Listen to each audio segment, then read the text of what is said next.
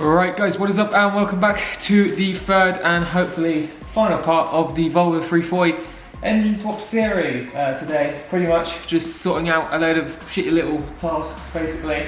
Getting the fuel sorted, getting all the pipe work sorted, getting electricals sorted, cable management, connecting up the throttle, connecting up the clutch, doing all coolant lines, getting intercooler done, just stuff like that. I have been doing a little bit of work off camera. I made up some brackets for the intercooler, so that just now sits nicely under the grill.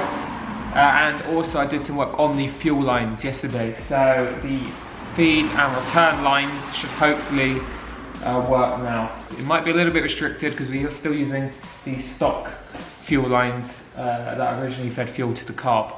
But we'll see how it goes, see if there's enough pressure. I think today, cable management, testing out the fuel works, and just getting the ECUs all relocated basically inside the car. I will show you the intercooler. Pretty small one. Alex gave me this for 15 quid. So, I mean, a bit of a bargain. I don't think you need a massive intercooler. It's only a 480 engine. Small turbo, but yeah. In regards to fuel, what I was basically doing yesterday, this is the return line, this is the feed line.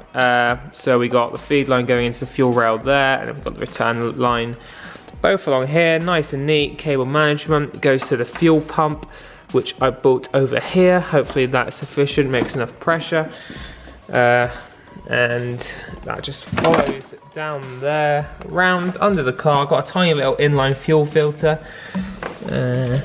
And that just goes to the stock fuel lines, which are down there, only about 6 mil wide, both of those. So hopefully we can get sufficient pressure out of that. ECUs, I think the plan is going to be, might try and use this original grommet here. I'm gonna possibly use this hole here and feed the ECUs into the glove box. Which, as you know, is just there, and they can sit in there like that, nice and neat, nice and dry, out the way. Gonna crack on with that.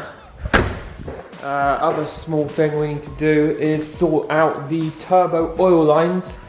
2 oil lines, as you know, a feed and a return.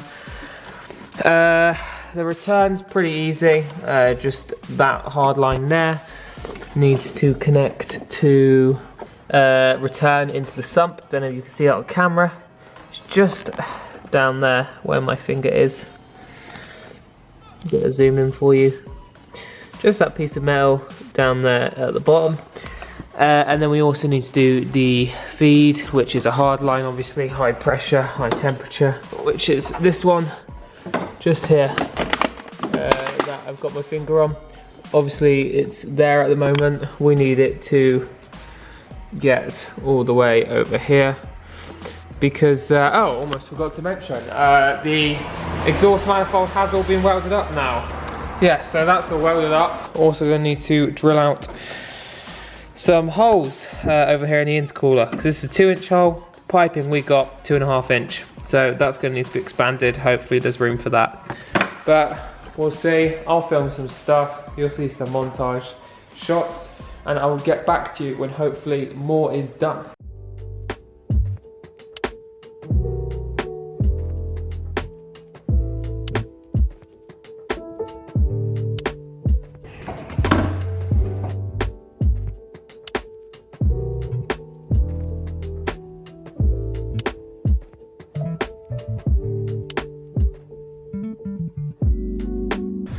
Right, so just been doing some cable management. Next step that's going to be done is this ignition live. This goes into the dash clock of a 480. This needs to go to the ignition live on the barrel over there on the driver's side for the car to start. So this is going to be fed through, just wire fed through to the ignition barrel on the right hand side. Both ECUs now are running through into the car, and I've just chucked them in the glove box for now, just out of the way, nice and dry, not gonna get wet, and looks pretty neat and tidy. I'll have to work on closing that. There we go. turbo, as you saw in the little clip earlier, the return pipe has been put on back to the return on the sump, and we've bent the inlet pipe so that now sits on where it needs to be on the turbo. Pretty much just wiring and piping now.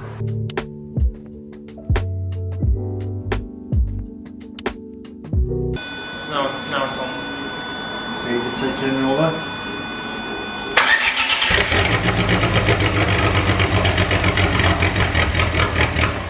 Right, so we had a small leak on the turbo, sorted that, redone the return lines because we had it connect on that one. That's actually a water line, I think. But yeah, as you saw, all starts, all works. Idles pretty well actually, considering pretty much all of the fucking pipes are disconnected. But yeah, done a bit of cable management. Just gonna start it up again now. Give it a little rev.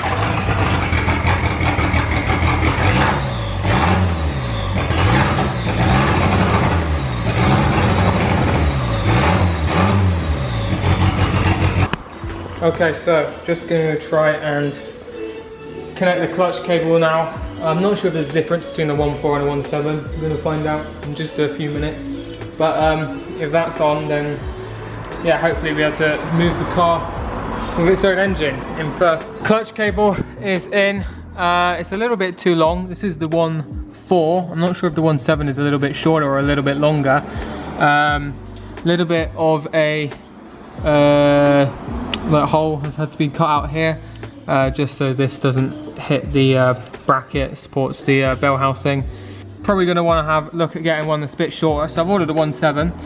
Not sure if that is shorter, let me know in the comments, but it's a 1.7 bell housing, so in theory 1.7 clutch cable should go with it. Hopefully it should drive now. I guess we'll try chucking it in first or reverse, just slowly letting off and seeing if it can actually move under its own power now. Little drive, clutch cable's in, and we've put together this little makeshift throttle cable. Pretty much almost get full throttle out of that. Just temporary solution, a bit tight. But yeah, a little drive around the yard.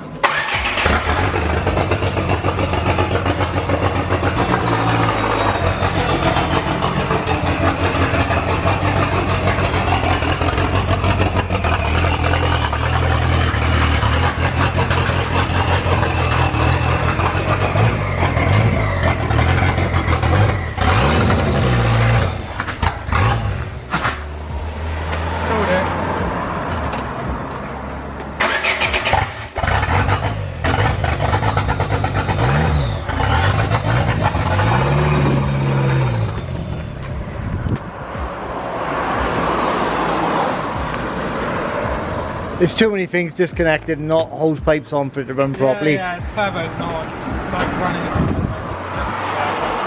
But it moves. Yeah, it's getting there.